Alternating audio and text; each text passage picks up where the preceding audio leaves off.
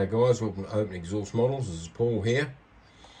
I'm just got a little update on my big rig build. I've got some parts together. I've got those parts cleaned up. I've basically got all the parts cleaned up now. I've got the wheels done. They're weathered. And basically all I've got now is this little bit of the motor left on the sprue. And there's the tail lights up there. So yeah, that's what I've got, guys. Not a lot to show.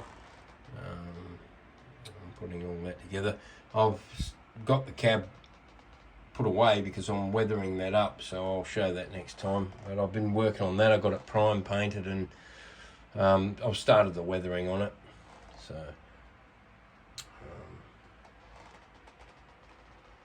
no worries, just a quick update.